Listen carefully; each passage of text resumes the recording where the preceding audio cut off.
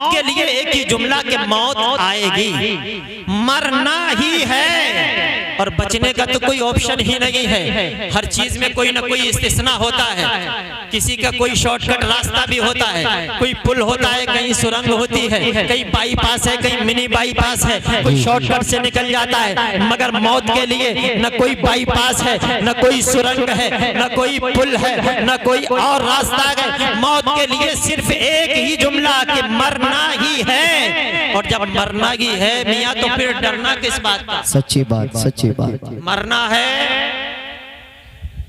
देखियो कितने लोग डर डर के उठा रहे हैं, पीछे मुड़ के देखो जरा, और इतने डर रहे हैं कि कहीं मर ना जाएं, जबकि बचना है ही नहीं मियाँ। और मैं तो ये कहता हूँ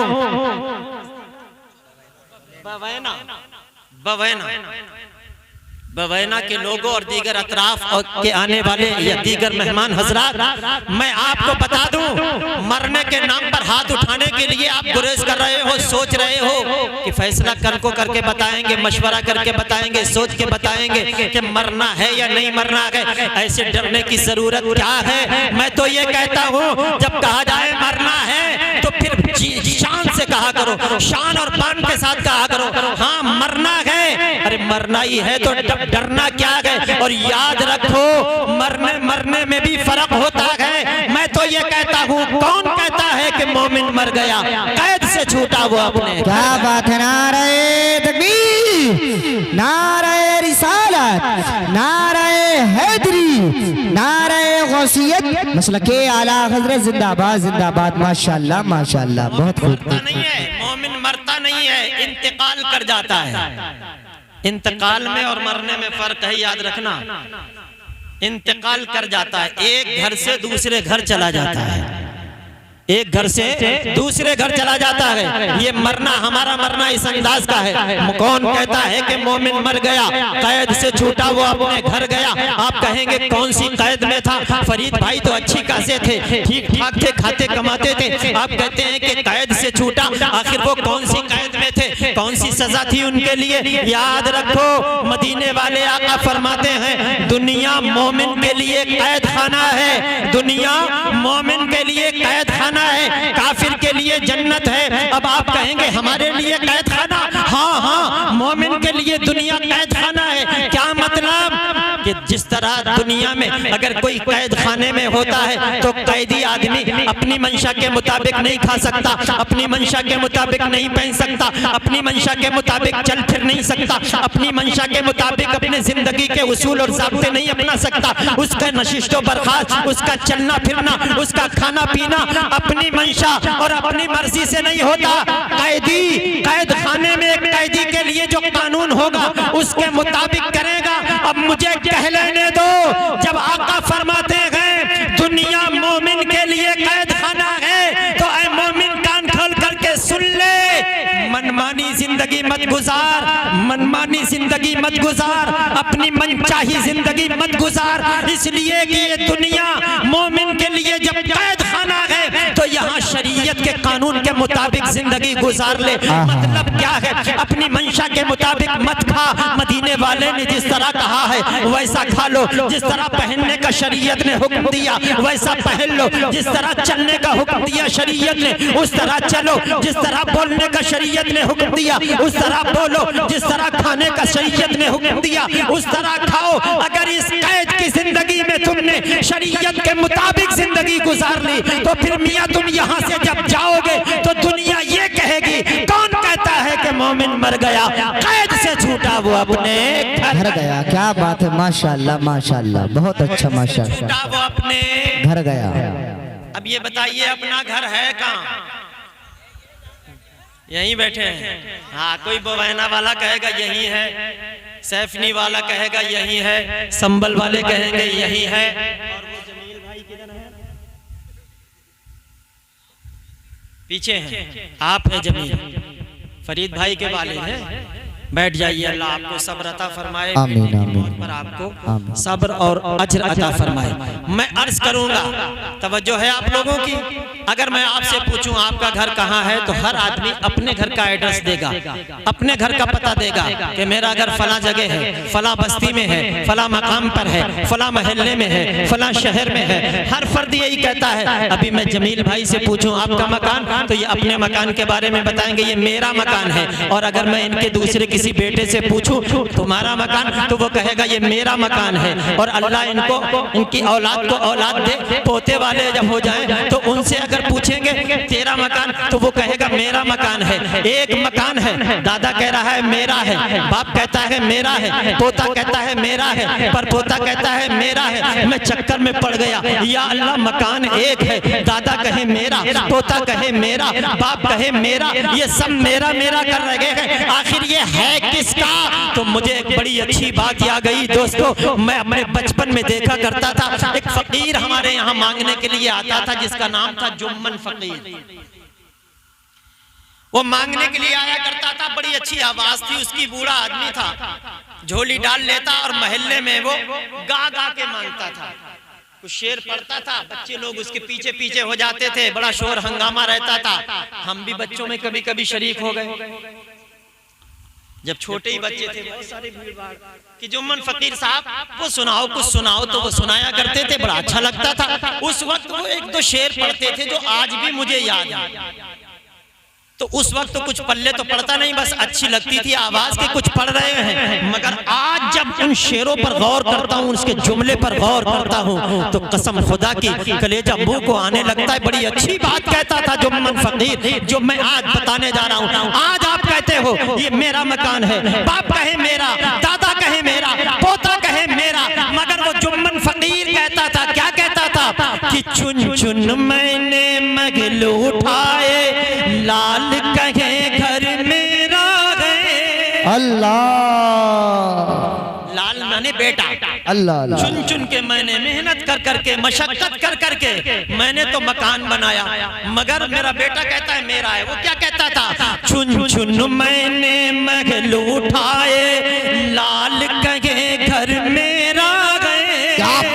चुन चुन मैंने महल उठाए, लाल कहे घर मेरा गए। मगर ना घर मेरा ना घर तेरा, चिड़िया रैन बसेरा गए। ना घर मेरा मियाँ, ना घर मेरा ना घर तेरा, चिड़िया रैन बसेरा। नारे तकबीर, नारे रिसालत, नारे गौसियत, मसलके आला हजरत, फैज़ाने आला हजरत, हजरत अल्लामा मौलाना हाशिमुल कादरी साहिब किबला। नारे तकबीर, नारे रिसालत। माशाअल्लाह माशाअल्लाह, बहुत अच्छे हजरत, माशाअल्लाह। समझ में आई आप लोगों के बात? समझ में आई? फकीर कहता था कि बनाया मैंने है, मगर बेटा कहता है मेरा है, मगर फैसला ये है न मेरा है और न तेरा है, चिड़िया रहन बसेरा है। आज तू है, कल तेरे बाद कोई और रहेगा, उसके बाद कोई और रहेगा, उसके बाद फिर कोई और रहेगा। तो फिर ये कहना, जमील भाई कहे ये मेरा है, समझ में नहीं आती बात। हाफिज गुलजार कहे ये मेरा है, नहीं समझ में आती। फिर यही कहना चाहिए। कौन कहता है कि मोमिन मर गया, कैद से छूटा वो अपने घर गया। फिर ये यहाँ नहीं, अगर ये घर नहीं है तो आखिर घर है कहाँ हमारा? तो बता दूं कहाँ है? इश्क़े अहमद में मरना है, मर जाएंगे, उल्फते मुस्तफा में गुजर जाएंगे। ये ना पूछो कि मर कर किधर जाएंगे, घर है जन्नत में हम अपने घर जाएंगे। कहाँ है अपना घर? अरे जन्नत में है ना अपना घर। कहाँ है अपना घर? आप कुछ लोग हिसाब लगा रहे हैं, ऐसे कैसे कहते हैं जन्नत में अपना घर है? कुरान कहता है जन्नत में अपना घर है। कुरान कहता है इन्नल्लाह अश्तरा मिनल मुमिनीना अनफुसहुम व अमवालहुम बिअन्ना लहुमुल जन्नह।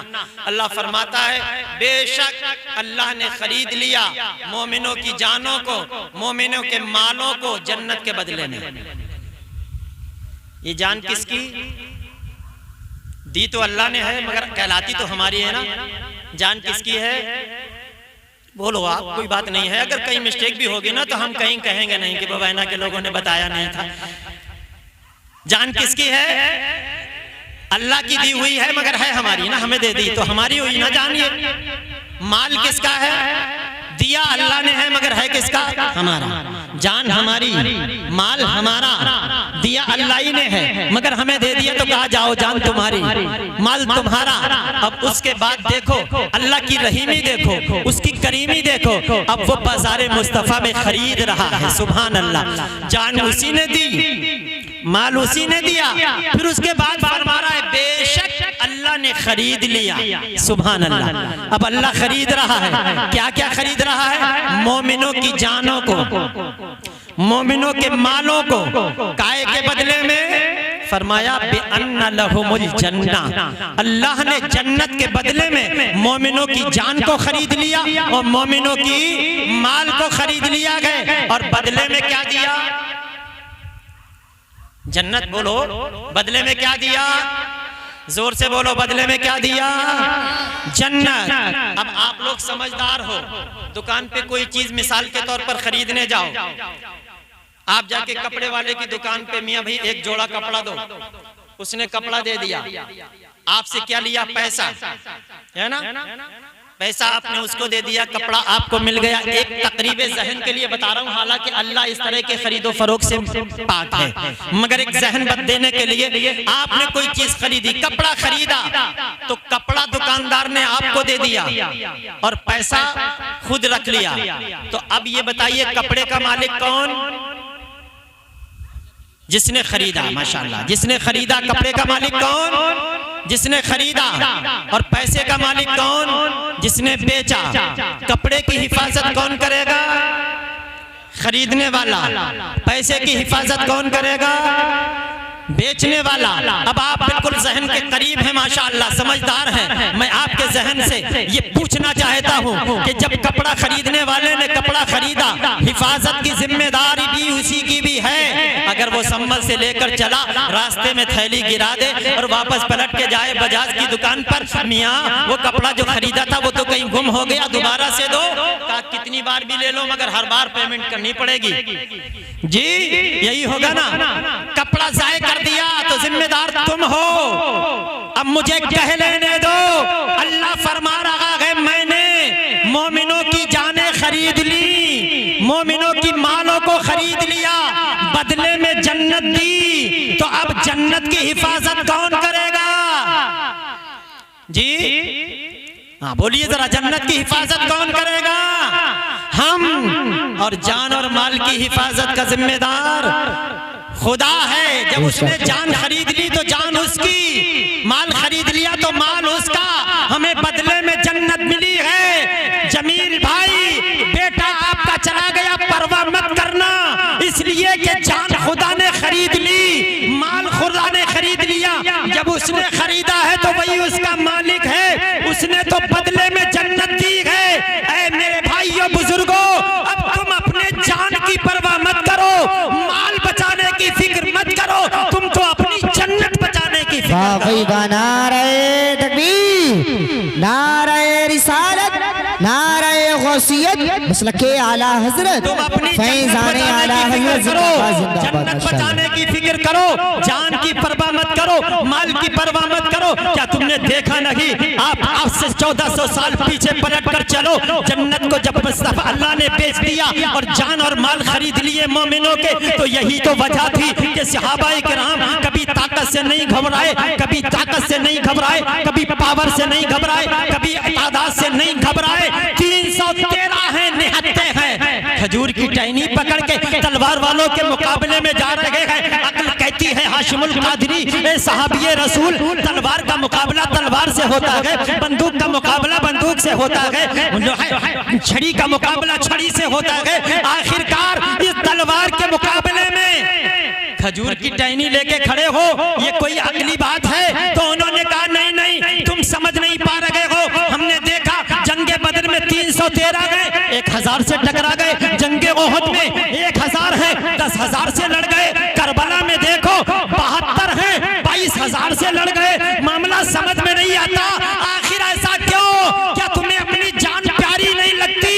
ऐ हुसैन करबला, क्या तुम्हें जान प्यारी नहीं लगती? क्या तुम्हें माल प्यारा नहीं लगता? तो हुसैन की रूह ने ललकार कर कहा, नादान, क्या तुझे पता नहीं है हम जान की परवाह क्यों करें? हम माल की परवाह क्यों करें? जान और माल तो खुदा ने खरीद लिया है, हमें तो अपनी जन्नत बचा। वाह वाह वाह, माशाल्लाह, बहुत अच्छे, माशाल्लाह। के लिए माल भी दे दिया, जन्नत को बचाने के लिए जान भी दे दी, और इस बात की परवाह न की, और दुनिया वालों को बता दिया, ए दुनिया वालों, जो जान मांगो तो जान दे दे, जो माल मांगो तो माल दे दे, मगर ये हमसे कभी ना होगा, नबी का जाहो जलाल दे दे। बात समझ में आ रही? जान किसकी है, माल किसका है? अब वो ले ले तो उसकी मर्जी, जब तक चाहे हमारे पास अमानत रहने दे। जमील भाई के बेटे फरीद को ले लिया अल्लाह ने, तो जाहिर बात है बेटे की मोहब्बत का एहसास तो हर दिल में होता है, गम तो हर एक को होता है। उस माँ से पूछो जिसका जवान बेटा उसकी निगाहों से ओझल हो जाए, उस बाप से पूछो जिसके कांधे पर जवान बेटे का जनाजा सज जाए। मगर मेरे दोस्त, ये दिल है, एहसास तो जरूर होता है, तकलीफ जरूर होती है, गम जरूर होता है, आंखें अश्कबार जरूर होंगी, मगर जिस वक्त एक बाप के कांधे पर जब कोई जनाजा जवान बेटे का उठे, तो उस वक्त मैं उन भाइयों को, उन बापों को मशवरा दूंगा, ऐ बाप, यकीनन तेरे दिल में बेटे की मोहब्बत है और होनी भी चाहिए, मगर जिस वक्त तुझे बाप होने की हैसियत से बेटे की याद सताए और बेटे का जनाजा कांधे पर रखा, उस वक्त तेरी कमर टूट जाए तो तू कुछ और याद मत करना, बल्कि करबला के हुसैन आजम को याद कर लेना, जिस हुसैन ने जवान अली अकबर का लाशा उठाया था, जवान भतीजे के लाशे को उठाया था, जवान भाइयों के लाशे को उठाया था, नन्हे से अली असगर की लाश को अपने बाजुओं में रखा था। सोचो तो सही, सब कुछ देने के बाद फिर अपनी जान भी देने चले गए थे, मगर एहसास नहीं किया, लफ्ज़ शिकायत ज़बान पर नहीं आया। इसलिए मशवरा यही है कि अगर अल्लाह जान दे तो उसका शुक्रिया अदा करो, और जब वो ले ले तो फिर सब्र का दामन करेंगे, सब्र इंशाअल्लाह। करबला की सरजमीन से हमें सब्र का पैगाम ही दिया गया है खास तौर से। तो ये अल्लाह की अमानत है, वो जब चाहे ले ले, जब तक चाहे हमारे पास रखे, वो चाहे तो जवानी में ले ले, चाहे बुढ़ापे में ले ले, चाहे बचपने में ले ले। और ये अल्लाह ने हमें जता भी दिया है कि तुम ये मत सोचना कि हम तुम्हें यूं ही छोड़ देंगे। अल्लाह फरमाता है हम तुम्हें जरूर जरूर आजमाएंगे, कभी जान के नुकसान से, कभी माल के नुकसान से, कभी फलों के नुकसान से, कभी खेती बाड़ी के नुकसान से, कभी तुम्हें भूखा रख के, कभी डर और खौफ मुसल्लत करके। फिर रब फरमाता देखेंगे कितने साबित कदम रहते हो, और जो सबाते कदमी का मुजाहिरा करेगा उसके लिए कहा गया वबश्शिरिस साबिरीन, सब्र करने वालों के लिए बशारतें हैं, सब्र करने वालों के लिए खुशखबरियां हैं। तो जब भी कोई दिक्कत और तकलीफ, कोई मुसीबत और परेशानी सर पर आए, तो फिर उस वक्त बेसब्री नहीं, सब्र का दामन थामेंगे इंशाअल्लाह। अच्छा ये बताइए अब कितने लोग हैं जिन्हें मरना है? माशाअल्लाह, अब तो आप तैयार हो गए, और इसलिए तैयार हो गए ना कि अब मरना क्या है, ये तो है ही नहीं मेरा मेरा करने वाले हैं ना, असल में तो अपना वही है ना। घर है जन्नत में हम अपने, बोलो जरा एक बार, घर है जन्नत में हम अपने घर जाएंगे। अरे मुसलमान हो ना, जो मुसलमान है मोमिन है उसके लिए जन्नत में घर है, जन्नत मोमिन के लिए, मोमिन जन्नत के लिए गए। यकीनन हमारा घर जन्नत में है, हम जन्नत में जाएंगे। मगर बस मैं आखिर वक्त में एक पैगाम और आपको दे दूं, मेरे भाइयों, जान खुदा ने खरीद ली, माल खुदा ने खरीद लिया, उसका मुहाफिज भी वही। नारे रिसालत, नारे गौसियत, खतीब अहले सुन्नत हजरत अल्लामा मौलाना नाजिम रजा साहिब क़िबला मंजरी, मद्दाह रसूल आनाम हजरत अल्लामा मौलाना हसीबुर रहमान साहिब क़िबला नूरी, खतीब अहले सुन्नत हजरत अल्लामा मौलाना नाजिम रजा साहिब क़िबला मंजरी, हजरत अल्लामा मौलाना हसीबुर रहमान साहिब क़िबला नूरी। नारे तकबीर, नारे रिसालत। देखिए माशाअल्लाह हमारे स्टेज की रौनकों में इजाफा हो गया। शानदार खतीब, जानदार अदीब हजरत मौलाना मुफ्ती नाजिम रजा मंजरी तशरीफ फरमा हो चुके हैं। उनके साथ में मद्दाह खैरुल अनाम भी तशरीफ फरमा हो चुके हैं। मेरे बाद आप इनको भी सुनेंगे। अब मैं कुर्सी छोड़ दूं? अभी नहीं। बड़े अच्छे आदमी हैं आप लोग, कुर्सी की दुनिया पीछे पड़ी है, मगर मैं चाह रहा हूं छोड़ना, फिर भी आप छोड़ने नहीं दे रहे। अल्लाह आपको सलामत रखे। तवज्जो है ना आप लोगों की? तो जान माल खुदा ने खरीद लिया, उसका मुहाफिज भी अल्लाह ही है। मुहाफिज हकीकी वही है। बदले में क्या दिया? बोलिए जरा, बदले में क्या दिया? इस महल्ले के लोग बताएं क्या दिया बदले में? जन्नत। तो अब आपकी जिम्मेदारी किसकी हिफाजत की है? जान और माल की हिफाजत आपकी है या जन्नत की हिफाजत? जन्नत की हिफाजत आपके जिम्मे हुई ना। जान की हिफाजत की जिम्मेदारी आपकी नहीं, माल की हिफाजत की जिम्मेदारी आपकी नहीं। अब जन्नत बचाने के लिए अगर जान देनी पड़े तो दे दो, जन्नत बचा लो। माल देना पड़े तो दे दो, मगर जन्नत बचा लो। अब आप कहेंगे हाशिमुल कादरी आखिर जन्नत की हिफाजत होगी कैसे? ऐसा करते हैं, सुबह को उठ के किसी मंत्री साहब से राब्ता कायम करें और AK-47 का लाइसेंस करा लें, पिस्तौल का लाइसेंस बनवा लें, राइफल का लाइसेंस बनवा लें, और उसके बाद फिर जन्नत की हिफाजत करेंगे। बंदूक लेके जन्नत की हिफाजत करेंगे, राइफल लेके जन्नत की हिफाजत करेंगे, तलवार लेके जन्नत की हिफाजत करेंगे, AK-47 लेके जन्नत की हिफाजत करेंगे, बम और धमाके लेकर जन्नत की हिफाजत करेंगे। नहीं, जन्नत की हिफाजत बंदूकों से नहीं होगी, जन्नत की हिफाजत राइफल के जरिए नहीं होगी। आप कहेंगे आखिर फिर जन्नत की हिफाजत होगी कैसे? जन्नत की हिफाजत न किसी डंडे से होगी, न तमंचे से होगी, न लाठी से होगी। आप कहेंगे फिर जन्नत की हिफाजत कैसे होगी? मेरे दोस्त आज आपको बता दूं, जन्नत की हिफाजत अगर करना चाहते हो तो तुम्हारे हाथों में नमाज जैसा सुतून होना चाहिए, रोजे जैसी ढाल होनी चाहिए, सदका खैरात जैसी सिपर होनी चाहिए। अगर जन्नत बचाना चाहते हो तो नमाजों के पाबंद हो जाओ, जन्नत बचाना चाहते हो तो रोजों के पाबंद हो जाओ, वरना फिर हमारी कोई जिम्मेदारी नहीं। सच्ची बात, बहुत अच्छा। अब इन उलमा की मौजूदगी में मैं बता दूं, हदीस शरीफ में आता है जिसने एक टाइम की नमाज जानबूझकर छोड़ दी उसको 2,80,000 बरस जहन्नम में जलना पड़ेगा। अब मुझे बताओ, नमाज छोड़कर जन्नत बचा लोगे? नमाजें छोड़कर जन्नत की हिफाजत हो जाएगी? अब ये बताओ, अच्छा जन्नत बचाना चाहते हो? चाहते हो जन्नत बचाना? कौन है जो नहीं चाहेगा जन्नत बचाना? मियाँ, जन्नत के लिए तो हर एक मुश्ताक है। अरे जो जन्नत में जाने के ख्वाब देखने, जिन्हें जाना भी नहीं है वो भी जन्नत की बातें कर रहे हैं। और आज के जमाने में तो लोग जबरदस्ती यजीद को ले जा रहे हैं जन्नत में, यजीद को खचेड़ के ले जा रहे हैं जबरदस्ती जन्नत में। जन्नत हमारी है और हम जन्नत के लिए हैं, मगर जन्नत की हिफाजत की जिम्मेदारी भी आपकी है। अगर अपनी जन्नत बचाना चाहते हो तो मस्जिद के मीनार से जब आवाज आए हय्या अलस सलाह, हय्या अलल फलाह, तो सारे कामकाज को छोड़ दो और अल्लाह के दरबार में जाके झुक जाओ, इंशाअल्लाह जन्नत बच जाए। अब मैं कह दूं, नमाजों को ना पढ़ने वाले अपनी जन्नत आसानी से ना बचा पाएंगे। जो माह रमजान के रोजे नहीं रखेंगे आसानी से जन्नत ना बचा पाएंगे। जो माह सियाम के रोजे ना रखेंगे वो आसानी से जन्नत ना बचा सकेंगे। सही बेनिसाब होके अगर ज़कात नहीं दोगे तो जन्नत आसानी से ना बचा पाओगे। सही बेइस्तिताअत होकर अगर हज ना करोगे तो मियाँ जन्नत आसानी से ना बचा पाओगे। जो लोग चोरियां कर रहे हैं, चोरी करने वाले आसानी से जन्नत ना बचा पाएंगे। जुआ खेलने वाले आसानी से जन्नत न बचा पाएंगे। शराब पीने वाले आसानी से जन्नत न बचा पाएंगे। माँ बाप का दिल दुखाने वाले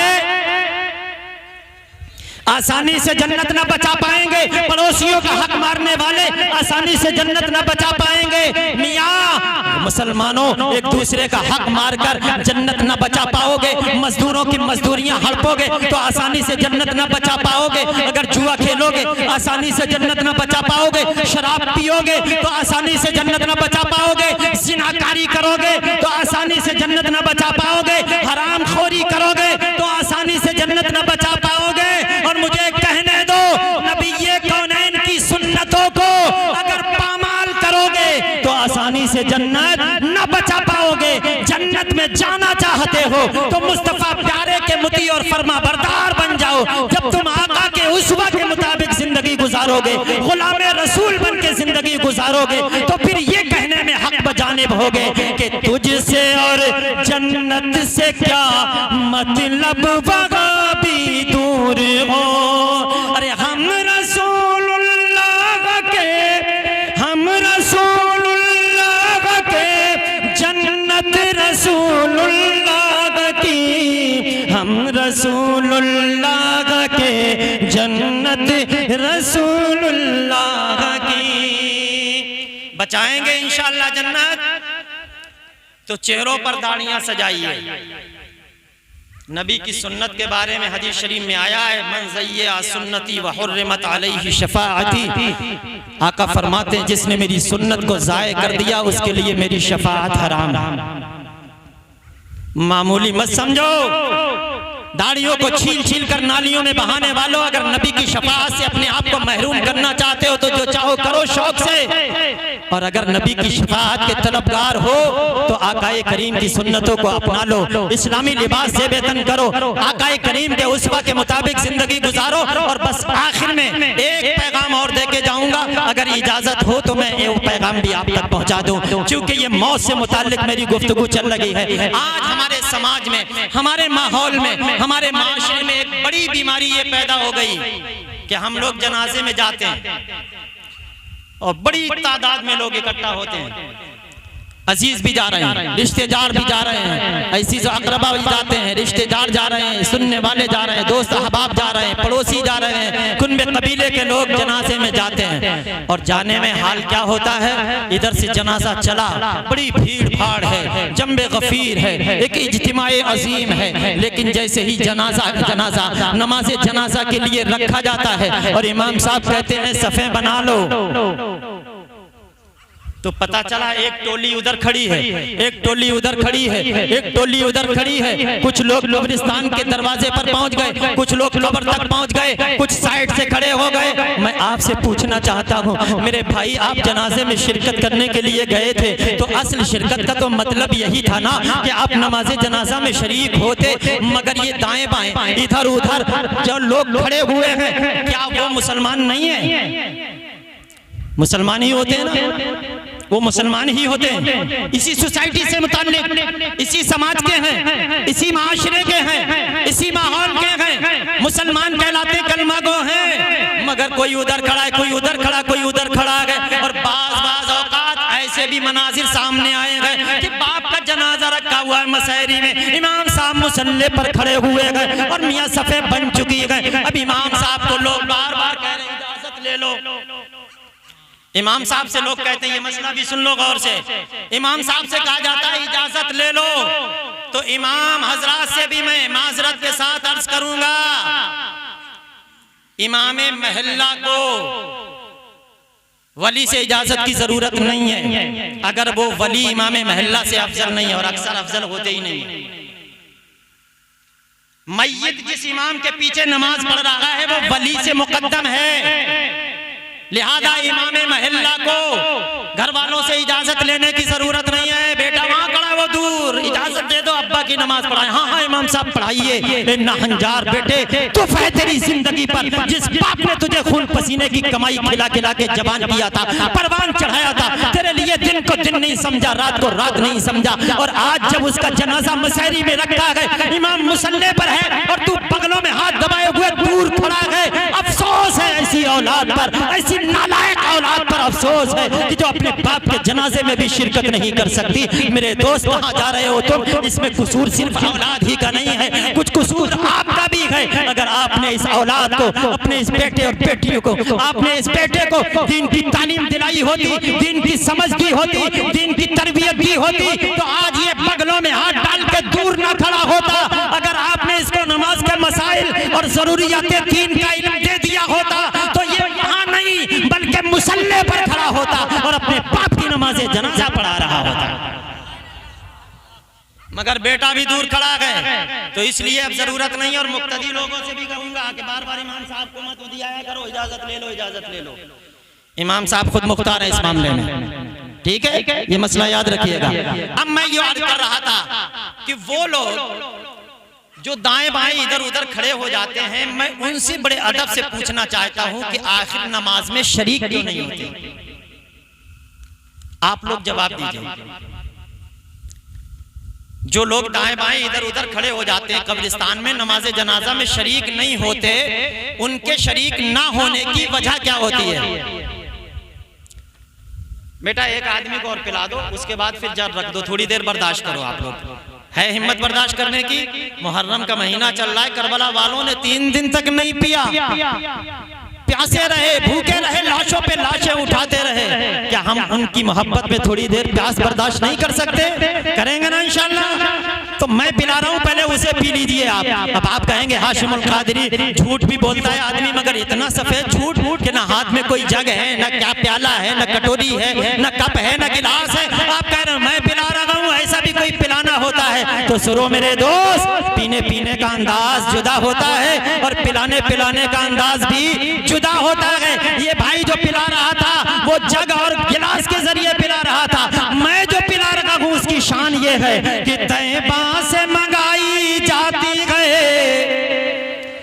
तैबा से मंगाई जाती है और सीनों में छुपाई जाती है। तौहीद की मैं प्यालों से नहीं नजरों से पिलाई जाती है। अब जवाब दीजिए मुझे जरा, वो लोग जो नमाज में शरीक नहीं होते किस वजह से शरीक नहीं होते? ना आपसे पूछना चाहता हूं मैं, चाचा मियां कह रहे हैं आपको पता है, मगर मैं आपसे सुनना चाहता हूं क्यों शरीक नहीं होते। एक आध आदमी तो कम से कम जवाब दो। तो ज्यादातर लोग क्या कहेंगे कि नमाज आती नहीं, यही कहेंगे ना। ज्यादातर लोग क्या कहते हैं कि नमाज याद नहीं है, नमाज जनाजा आती नहीं है, इसलिए हम दूर खड़े हो जाते हैं। चलो बड़े सच्चे आदमी हैं, बड़े दयानतदार हैं साहब, यहाँ तो इज्जत का जनाजा निकल लिया है और वहां बड़े शान से खड़े होकर कह रहे हैं हमें आती नहीं है, यानी अपने आप को जाहिल मुतलक बता रहे हैं कि हम वो जाहिल हैं कि हमें नमाज नहीं आती, हम वो जाहिल हैं। देख लो जरा गौर से, हम पैंट शर्ट तो पहने हुए हैं, बूट चढ़ाए हुए हैं, टोप लगाए हुए हैं, मगर हम वो जाहिल हैं। पसंद करोगे कहलवाना?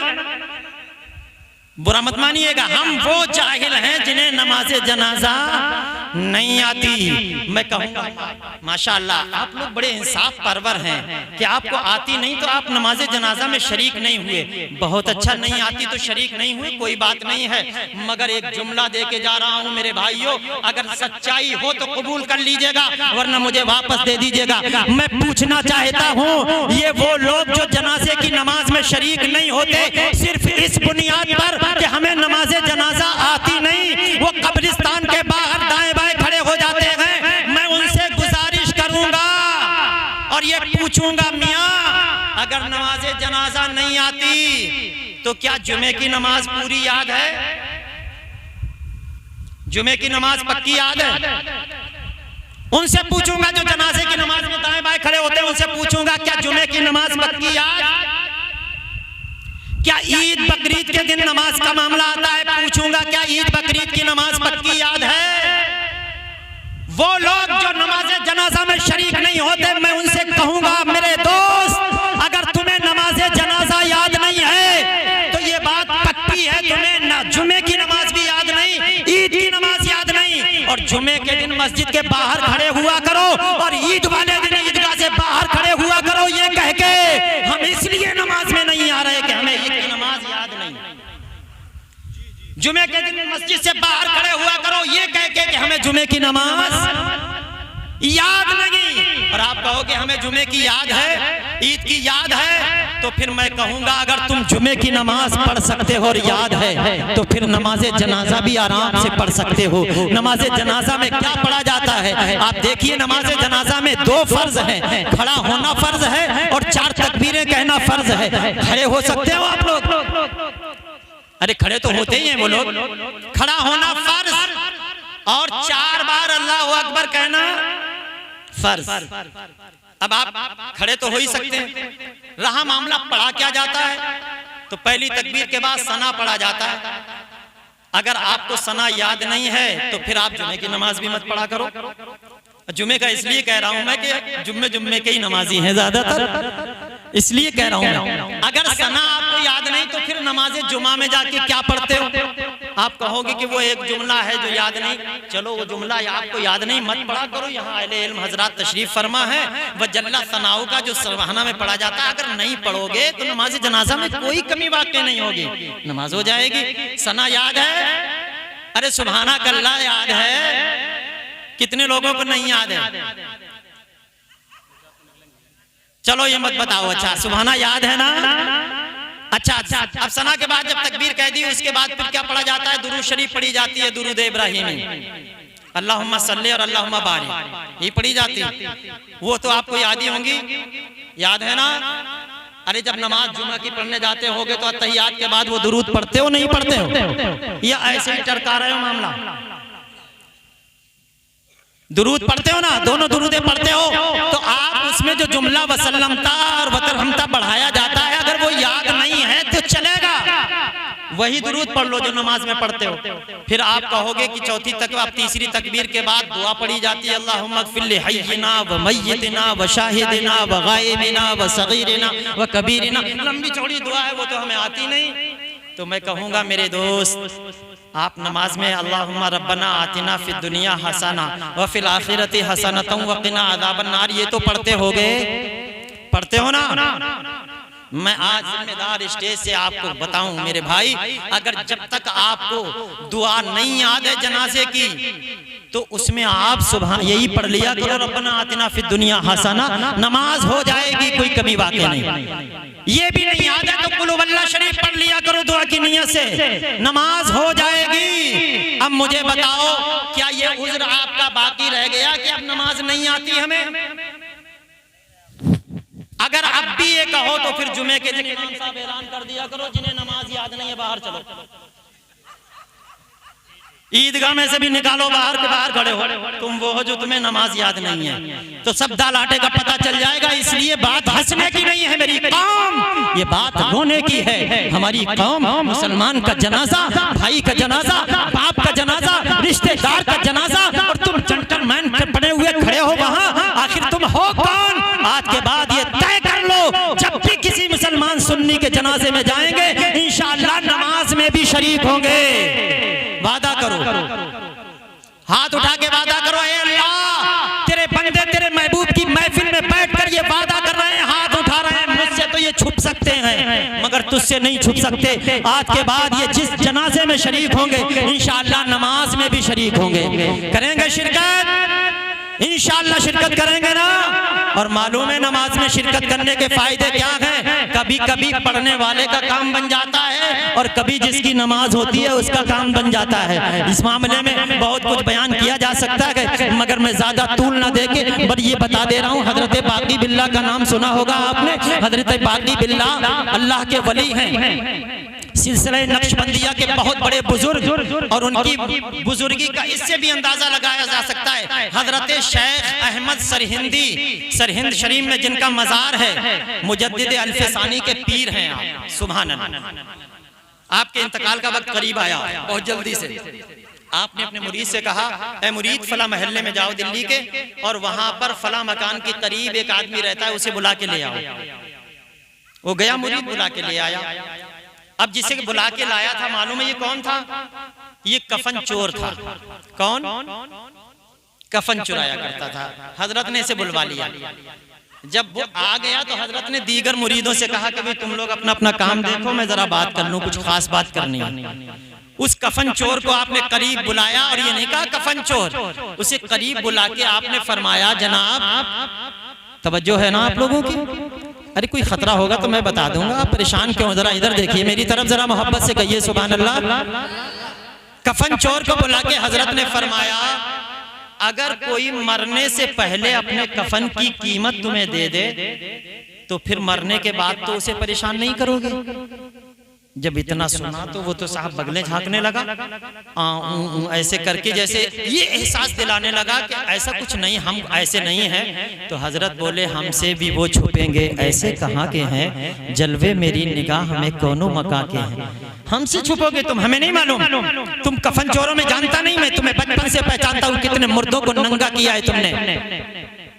बोले, जब हजरत आपको सब कुछ मालूम ही है तो अब फिर ज्यादा जलील करने की जरूरत नहीं है। आप कह रहे हैं कि अगर कोई मरने से पहले अपने कफन की कीमत दे दे तो फिर परेशान नहीं करोगे? हजरत, अगर सब लोग बुला बुला के मुझे पहले ही दे दिया करें तो मुझे क्या जरूरत पड़ी रात में कब्र खोदूं जाके? मरने से पहले हर आदमी कफन की कीमत दे दे, मेरा तो काम बन जाएगा, मुझे मेहनत भी नहीं करनी पड़ेगी। बोले, सबकी बात नहीं कर रहा हूं, मैं अपनी बात कर रहा हूं। मैं अपने कफन की बता क्या कीमत दे दूं तुझे? बोले, जब हजरत बात साफ सुथरी हो ही रही, खुल्लम खुल्ला है, तो अब आप खुद ही हिसाब लगा के दे दो। तो हजरत ने मुसल्ले के नीचे उस दौर में, अब से करीब 300-400 साल पहले की बात है, अब की नहीं है, 300-400 साल पहले की बात। हजरत ने कहा, ठीक है, मुसल्ले के नीचे से उस दौर में अपने हिसाब से हजरत ने मान लो 5 रुपए निकाल के दे दिए इसको, पैसे ले लिए, चला गया। हजरत ने कहा, देख बात साफ हो गई, ये मेरे कफन की कीमत है, परेशान मत करना। ठीक है, वो चला गया। कुछ दिन गुजरे थे कि अचानक दिल्ली में एक खबर बिजली की तरह फैल गई। जिस तरफ देखो एक शोर हो गया, हंगामा बपा हो गया, एक माहौल सुगवार हो गया, पूरी दिल्ली पर एक सन्नाटा तारी हो गया। क्या हुआ, क्या हुआ? हर तरफ यही शोर, यही गोगा, अल्लाह के वली हजरत बाकी बिल्ला का इंतकाल हो गया है, आज दिल्ली यतीम हो गई है। अल्लाह के वली ने दागे मुफारकत दे दिया, आज दिल्ली वाले यतीम हो गए। अल्लाह का वली अल्लाह को प्यारा हो गया, अल्लाह के वली ने आज रुखसत ले लिए गए। आज वो दुनिया से, दुनियाए फानी से जावेदानी की तरफ चल पड़े गए। पूरी दिल्ली दौड़ पड़ती है हजरत की जियारत के लिए, दौड़ चले आ रहे हैं। पूरी दिल्ली इकट्ठी हो जा रही है, दीवानों की एक महफिल है, जंबे गफीर है। हजरत को कफन पहनाया गया, गुस्ल दिया गया, कफन पहना दिया गया। जहां तमाम अफराद अकीदतमंदों की भीड़ भाड़ थी, ये खबर कफन चोर को भी मिली कि हजरत का इंतकाल हो गया। तो बोला, चलो मैं भी चलूं देखूं। जब आया और हजरत के करीब पहुंचा तो देखा हजरत कफन में जो लिपटे हुए हैं, कफन देखा गौर से तो मुरीदों ने कफन बड़ा कीमती दे रखा था, कीमती कफन दिया था। और आज भी हुक्म यही है शरीयत का कि अपने मरने वालों को अच्छा और बेहतरीन कफन दिया करो। वही 150 और 40 और 60 रुपए का इकट्ठा ही चल रहा, वो सभी के लिए वही चल रहा है, चाहे अमीर मरे गरीब मरे। जबकि हुक्म ये है कि अच्छे और कीमती खूबसूरत लिबास दिया करो मरने वालों को। सफेद अफजल है, रंगीन में भी हरज कुछ भी नहीं है, वैसे सफेद अफजल है। तो आप औरतों को भी अच्छा कफन दें, मर्दों को भी अच्छा कफन दें। हजरत के मुरीदों ने अच्छा कफन दे रखा था, कीमती था। अब इसने हिसाब लगाया कि पैसे तो इतने, इसके हिसाब से तो ये काफी कीमती है कफन। तो दिल ही दिल में कहने लगा, हजरत मैं तो ठगा गया, सौदा खत्म कर लिया हूं, मैं सौदा रिजेक्ट कर रहा हूं। जो हमारा आपका मुआहदा था खत्म हो गया, मुझे करना वही है जो औरों के साथ करता था, वही आपके साथ करूंगा। अच्छा, मियां जनाजा उठाया गया। दिल्ली में एक शोर हंगामा बपा था, रोने वालों की चीखें निकल रही थी कि हजरत दारे फानी से दारे जाविदानी की तरफ जा रहे हैं। जब आपका जनाजा रखा गया नमाज पढ़ाने के लिए, तो जहां दूसरे लोग नमाज जनाजा में शरीक थे, ये कफन चोर आ गई वाली सब में खड़ा हो गया। और सब तो इधर उधर देख रहे हैं, इसकी नजर कफन पे ही बार बार कि बड़ा कीमती है भाई, बड़ा कीमती है कफन, काम सही बन जाएगा। नमाज पढ़ रहा है मगर हिसाब कफन का ही लगा रहा था। नमाज जनाजा होने लगी, इसने भी नियत बांध दी, चारों तकबीरें हो गई, सलाम फेर दिया गया, अस्सलामु अलैकुम व रहमतुल्लाह, अस्सलामु अलैकुम व रहमतुल्लाह। नमाज हो गई, दुआ हुई, आपको कब्रिस्तान में ले जाकर कब्र में उतारा गया, तख्ते लगाए गए, मिट्टी दी गई, फातिहा पढ़ी, सारे लोग अपने अपने घर रवाना हो गए। और ये कफन चोर सबसे आखिर में में गया, खूब हिसाब लगा के किधर से आना है मुझे, रात में कौन सा रास्ता शॉर्टकट पड़ेगा, किस हिसाब से आना है, निशान जहन में बसा के जब सारे लोग कब्रिस्तान से चले गए, रात के सन्नाटे में जब देखा कि दिल्ली में पैचल खत्म हो गई, रात का सन्नाटा तारी हो गया, इसने फावड़ा उठाया, एक लाठी ली, कुदाल लिया और पहुंच गया कब्रिस्तान। बहुत गौर से सुनिएगा, तवज्जो से, बात बिल्कुल खत्म होने जा रही है। जैसे ही कब्रिस्तान में पहुंचा और इसने पैंती की तरफ से जल्दी जल्दी से मिट्टी हटानी शुरू की, ताजा खबर थी, फौरन मिट्टी हट गई, तख्ते तक पहुंच गया। 2-3 तख्ते जब इसने संभाल लिए, ये 3 तख्ते नजर आने लगे तो इसने धीरे से तख्तों को सरकाया, हटा दिया और उसके बाद पत पर लेट कर इसने हाथ बढ़ा दिया अंदर को, खूब अंदर को लटक के इसने हजरत बाकी बिल्लाह के कफन को पैती की तरफ से पकड़ा। तवज्जो है ना, हजरत बाकी बिल्लाह के कफन को पैती की तरफ से पकड़कर इस कफन चोर ने जोर लगाकर खींचना ही चाहा था। तारीख बताती है हजरत बाकी बिल्लाह ने उठकर इसका हाथ पकड़ लिया और फरमाया मुझे अफसोस है, एक जन्नती का कफन चुरा रहा है। हजरत बाकी बिल्लाह ने हाथ पकड़ लिया, रुक जा, कहां जा रहा है?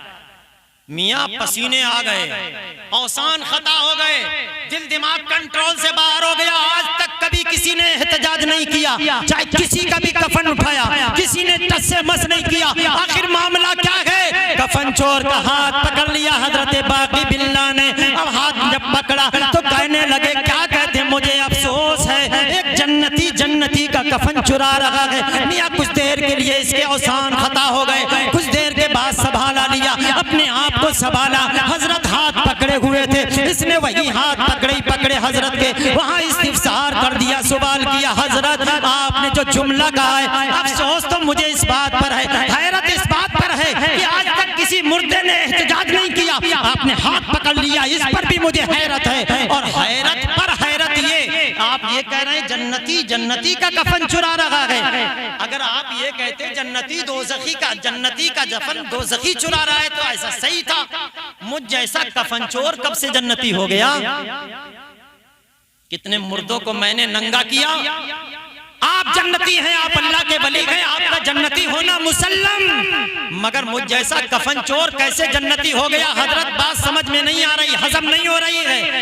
तो अल्लाह के वली ने जो जुमला कहा था, आज नोट कर लो और जहन में बसा लो, इंशाअल्लाह कभी किसी भी नमाज जनाजा में आप दूर नहीं भागेंगे। अल्लाह के वली पे फरमाया, ए कफन चोर, अगरचे तू जन्नती नहीं जहन्नमी था, तू बदकार था, सियाकार था, तू रूसिया गुनाहगार, पापी, महापापी, बहुत बड़ा मुजरिम है, यकीनन जो जहन्नम का सजावार था। लेकिन जब मेरी नमाज जनाजा हो चुकी तो अल्लाह की तरफ से मुझे खुशखबरी सुनाई गई, ए बाकी बिल्लाह, जितने लोगों ने तेरी नमाज जनाजा में शिरकत कर ली गए, मैंने तेरी वजह से उन सबकी मग़फ़िरत फरमा दी, मैंने उन सबको बख्श दिया है। अब आए कफन चोर, नमाजियों में तो तू भी था ना, तूने भी तो नमाज पढ़ी थी, कल तक तू जहन्नमी था, अब नमाज मेरी पढ़ने की वजह से अल्लाह ने तुझे जन्नती बना दिया है, अब तू बख्शा हुआ हो गया है, अब तेरे जुर्म माफ कर दिए गए हैं। अब मुझे कहने दो,